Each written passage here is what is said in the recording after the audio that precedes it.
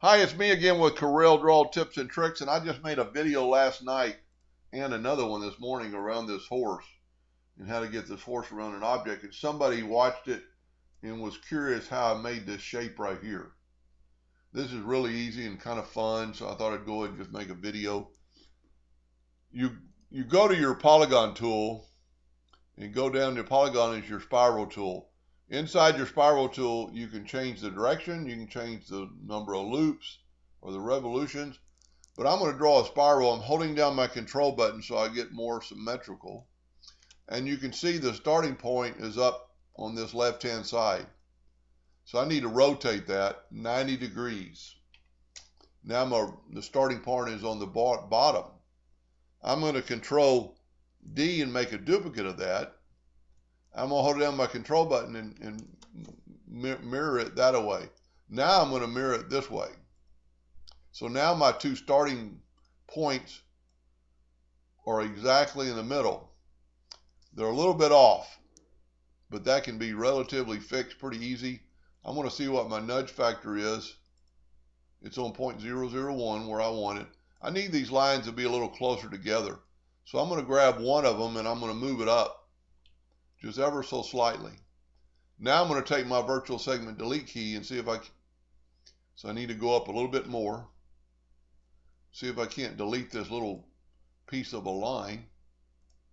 Now we're good to go. Now, and you could have done this with the outline pen and made your spiral even thicker, but I find this is a lot easier. If we will grab both these and go up to Effects, Contour, and well, it's not going to let me do both of them. Let's try this one at a time. Contour, then go to this one and Contour. Now, this is where if you open up your windows and go to Dockers and go to Object Manager, this is going to help you. Let's break the contour apart. And now it's going to show us a red curve and a black curve. We want to remove the red curve. So we click on it and you can see I'm on the red curve over on the left-hand side or right-hand side. I'm going to hit delete. Same thing down here. I'm going to delete, but I haven't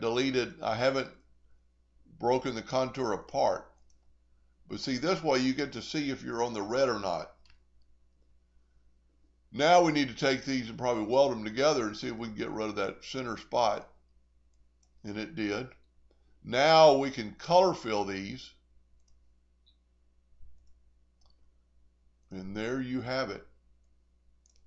Now, that's not the exact shape I used on this one, but you get the idea. It's a continuous circle. Matter of fact, I might make a video on how I did that one because I just realized this isn't what he was asking. But this would be still a pretty cool design and pretty cool thing to engrave. Anyway, hope that helped a little bit, and thank you for watching.